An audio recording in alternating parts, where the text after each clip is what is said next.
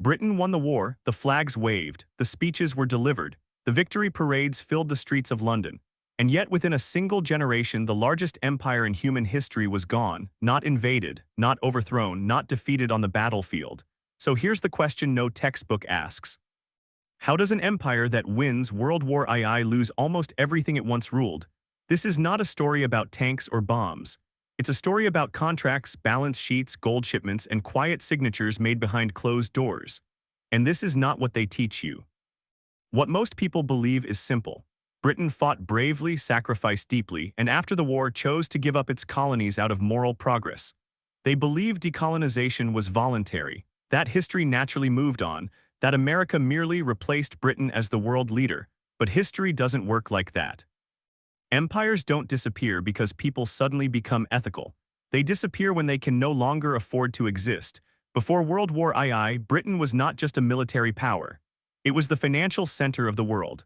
London controlled global trade routes, insurance markets, shipping finance, and international credit. The British pound was the world's reserve currency. Nations didn't store dollars, they stored sterling.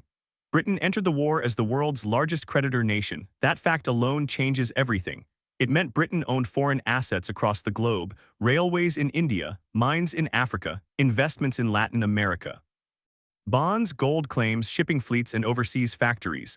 The empire didn't just rule land, it controlled cash flow. And then the war began. World War II was not like previous wars.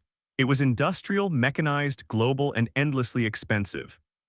Every month consumed steel, oil, aircraft, ammunition, food, and human labor at a scale never seen before.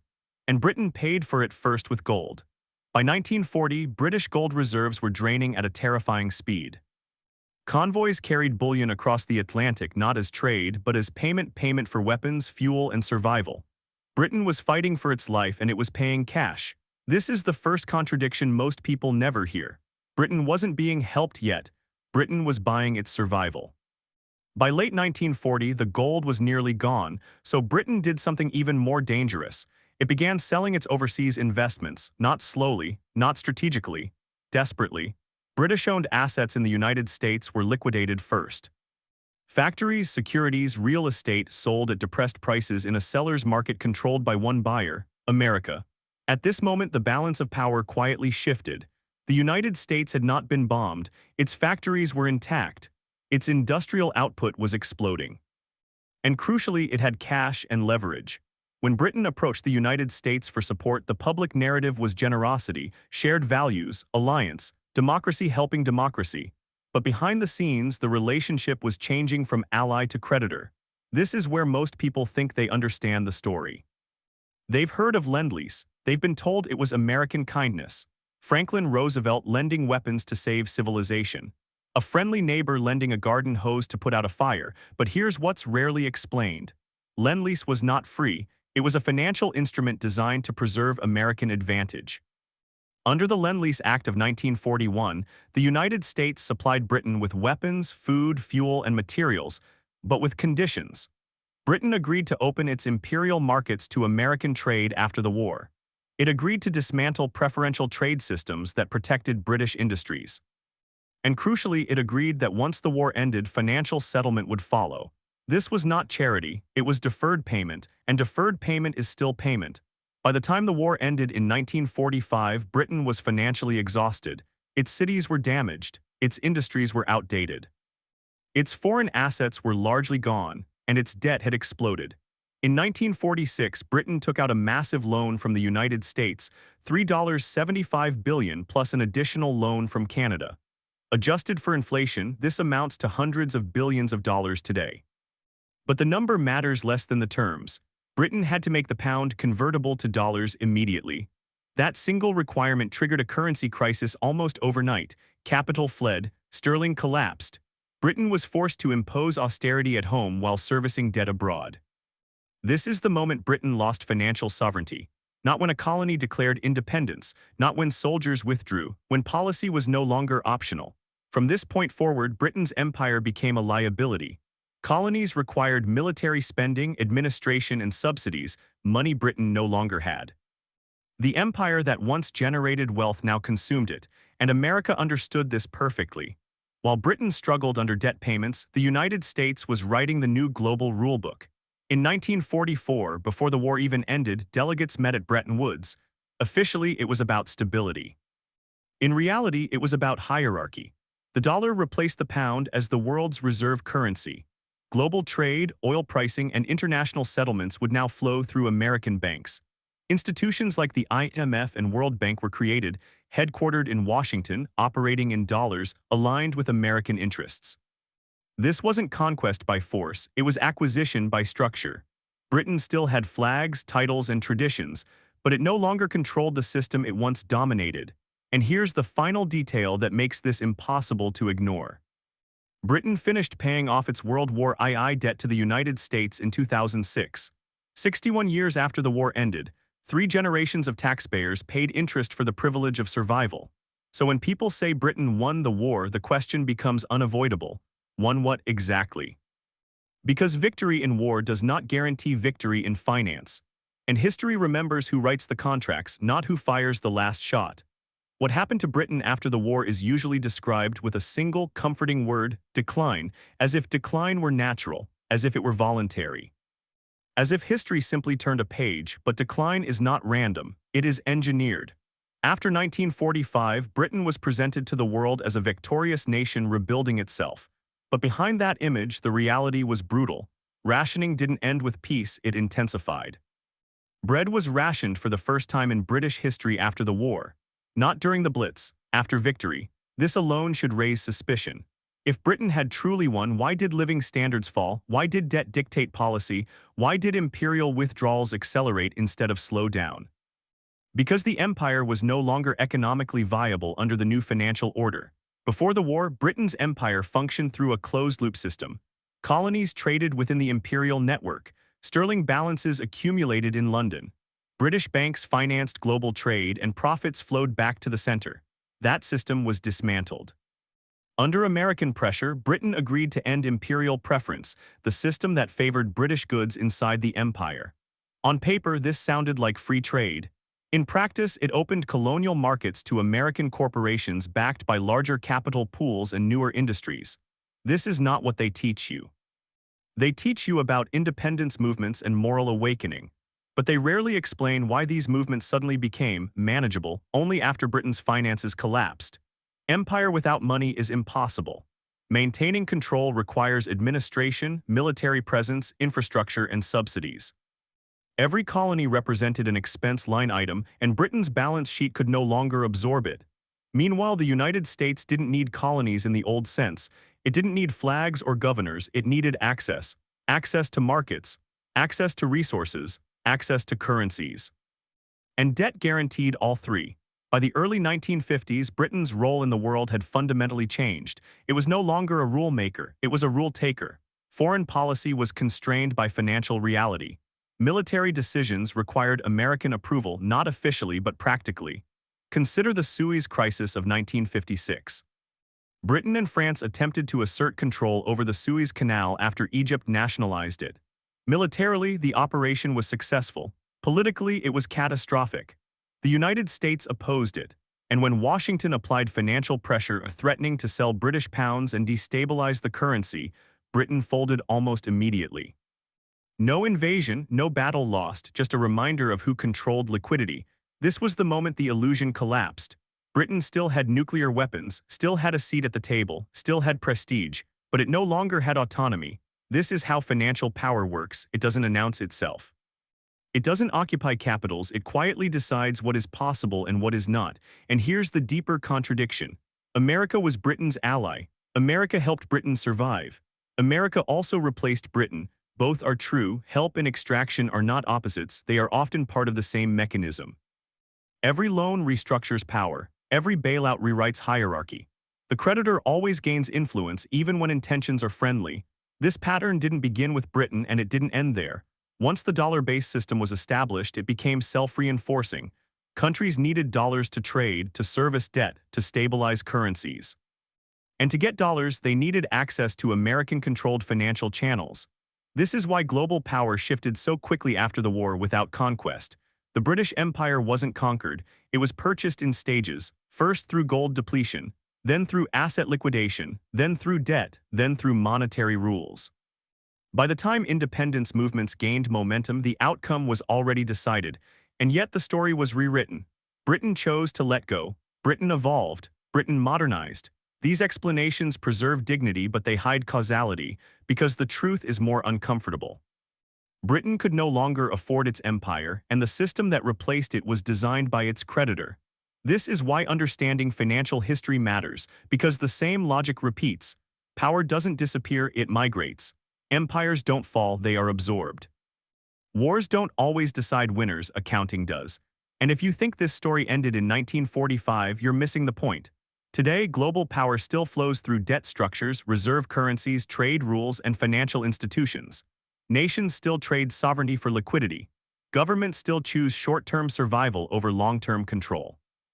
The language changes, the mechanisms evolve. The pattern remains. This is not a story about Britain alone, it's a warning, because every empire believes it is indispensable until the invoice arrives. To understand why this matters today, you have to abandon the way history is usually told. History is taught as a sequence of events.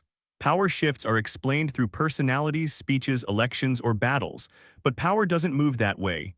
Power moves through systems. And the system that replaced the British Empire after World War II was not accidental. It was designed carefully, legally, and permanently. When the dollar replaced the pound as the world's reserve currency, it didn't just change trade, it changed behavior. Countries now needed dollars to function. Oil, commodities, shipping, insurance, and international settlements flowed through dollar channels. This meant that the United States didn't need an empire in the traditional sense. It had something better. It had monetary gravity. Nations gravitated toward the dollar because survival required it. And once a country depended on the dollar, its policy options narrowed. Monetary independence became conditional. Political independence became negotiable. Britain understood this too late. By the early 1960s, the empire was dissolving at speed. India, the crown jewel, was gone. Africa followed. The Middle East slipped away. What remained were symbols, not systems. And yet none of this was framed as loss. It was framed as progress. This reframing is critical. When power transitions are hidden, they are more stable. There is no resistance to something people don't recognize as happening.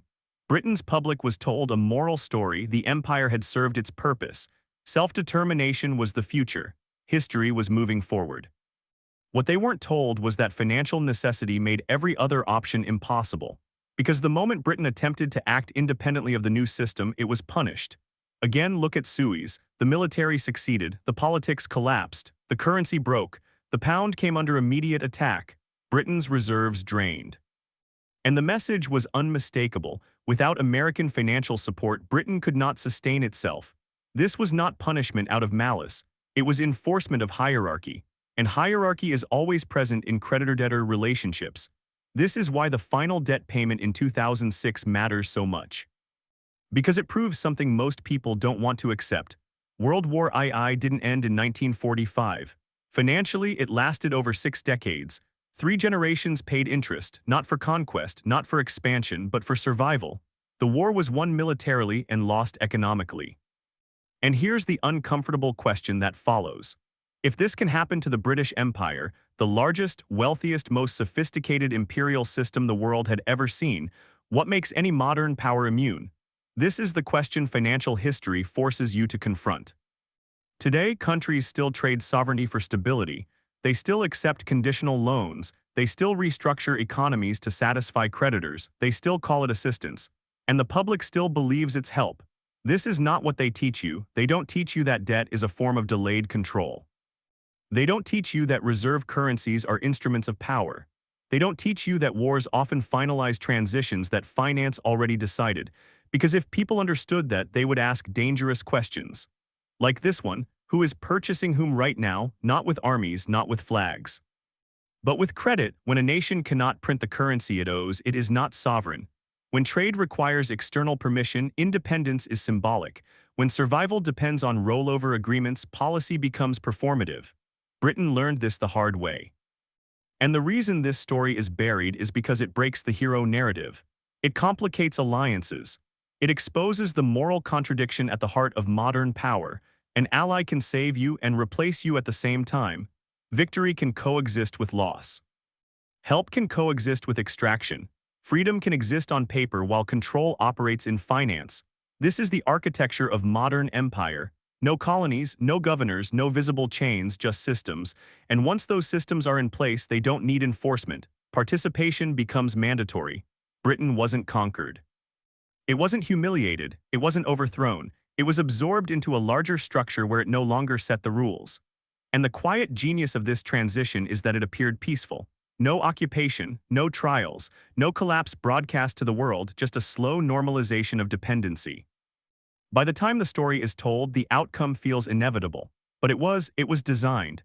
And design leaves fingerprints: gold shipments, loan agreements, currency convertibility clauses, trade liberalization mandates, institutional headquarters, reserve requirements. History lives in documents, not speeches. And when you follow those documents, a different story emerges. A story where the British Empire didn't fall, it was bought. What makes this story dangerous is not what it says about Britain, it's what it reveals about power itself. Because once you see this pattern, you can't unsee it. The British Empire believed its power came from territory, fleets, and history. But what actually sustained it was something far less visible: financial dominance. Control over credit, control over trade settlement, control over the currency others needed to survive. When that control slipped, everything else followed, not immediately, not dramatically, but inevitably. This is why empires rarely recognize their own end while it's happening. The flags still fly, the institutions still exist, the leaders still speak with confidence, but the system underneath them has already changed. Britain still had parliament, still had the monarchy, still had influence. What it no longer had was choice, and power without choice is not power. This is the difference between sovereignty and symbolism. After the war, Britain could no longer decide its own economic future without external consequences. Every major policy decision had to consider currency stability, creditor confidence, and American approval, even if that approval was never explicitly requested. That's how financial control works at the highest level. It doesn't need commands, it only needs constraints, and those constraints were built deliberately. The dollar system wasn't just about convenience, it was about permanence. Once global trade was denominated in dollars, escaping the system became nearly impossible. Nations that tried were isolated, penalized, or destabilized. Britain didn't rebel against this system because it couldn't afford to, literally. The post-war years were defined by austerity. Cuts at home, withdrawals abroad, restructuring everything that once made Britain an empire. And yet none of this was framed as defeat. That was the final brilliance of the transaction. The empire didn't collapse in disgrace, it dissolved with dignity. The narrative shifted from loss to evolution, from failure to progress, from financial surrender to moral advancement. History was rewritten in real time, and the public accepted it because the alternative was too uncomfortable to confront. Because admitting that Britain was purchased means admitting something even more unsettling: that power today is less about democracy or morality and more about leverage. This is not what they teach you. They teach you about independence movements, but not the balance sheets that made resistance futile. They teach you about Bretton Woods, but not who benefited most from its design. They teach you about alliances, but not how allies can quietly replace each other.